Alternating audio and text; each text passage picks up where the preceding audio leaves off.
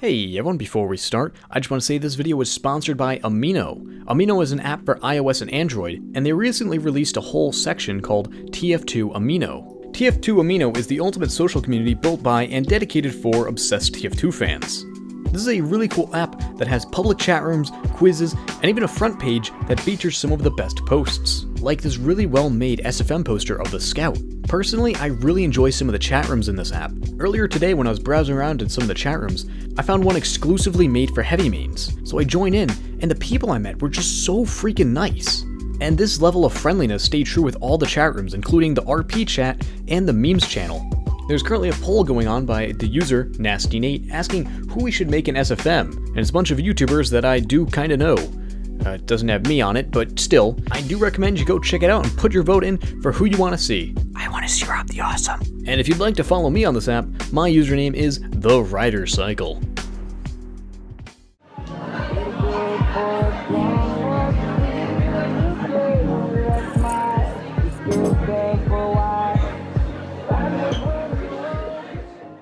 Hey everyone, welcome back to another Team Fortress 2 video. Today I want to talk about something that I've noticed has been lacking from a majority of the community for some time now. Positivity. Now, before you write your comments saying how TF2 is this and that, yes, I agree. But I believe most everyone has been informed of the things TF2 needs to improve or remove. Casual mood. And at this point, anything I could possibly complain about has already been said. So rather than beating a dead horse and lowering everyone's spirits, I'd like to try and talk to you about the things TF2 does well. Now, the first thing I want to talk about is the most important to the current version of TF2, the Steam Workshop. Now, I'm sure you've heard people complaining how lazy Valve is for having majority of the newer content be almost 100% workshop driven, but if you think about it, it's a way for amateurs and people with a passion for creating models, animations, and artwork to get their foot in the door. They can see if they like it, or better yet, get recognized and start to build up a following through the workshop, like Crash and many other successful workshop participants. Valve is essentially giving them a chance to find out and start doing what they love. Or they are just being super lazy. Take your pick. Half full, half empty. That's really up to you. The next thing I want to mention is the core of Team Fortress 2, the gameplay. The gameplay in this game is simplistic enough that newer players can learn the game with a high skill ceiling that allows people who wish to go further the ability to. Each class has a magnitude of unlockable weapons that either subtly or drastically change the way they play. But what is generally consistent with these unlocks is that the core aspect of the class usually remains consistent. There are of course those few exceptions like Demo Knight, but on average, these unlocks generally give a class a unique ability but at the cost of something that the class used to be able to do. An example being the gunboats.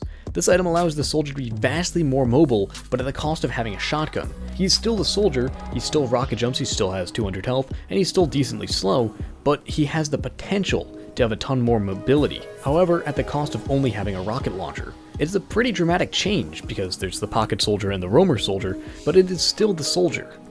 The next thing on the list is the art style. Some of you may be familiar with the fact that the art style is kind of saying bye-bye, but at least there was one to begin with. Not many games are even comparable to the sheer amount of art style TF2 once had. Obviously there were some games that just bled a unique artistic aesthetic, but few survived as long as TF2 has. And honestly, I think the reason TF2 has gone on as long as it has is due to this art style. It is just so unique and comforting, and it draws new players to play the game. When you see a giant Russian dude with big arms and tiny legs, you're like, oh, that looks kind of fun and cartoonish. However, since that art style and consistency is leaving, yeah, I'm sure you can piece together that. Which brings me to the conclusion of this video. Yes, TF2 is, well, TF2. I could go on a long tangent just talking about the things TF2 does wrong, like the newfound toxic community, death of the art style, oversaturation of content, and many more, but everyone has heard this time and time and time again, and that generally doesn't really help when it's just pounded into the skull of every player. My opinion in solving problems is that once a problem has been established and understood, the next step would be to take measures to fix or help this problem. So yes, there is a lot wrong with TF2, don't get me wrong, I can't stress that enough. But sometimes it helps to look at the bright side of things. That's what this whole video was about. It's not me trying to suck up to anyone, it's not me trying to fuel the ego of the average player. I just try to look at the sunny side of things. And I think if others did as well, the TF2 community wouldn't be comparable to the CSGO community, if you catch my drift. Congratulations, you made it to the end of this video. Thank you so much for watching. Feel free to leave a comment below telling me how much you disagree with me and that I should just go die in a ditch already. And as always, have a swell day. Peace out.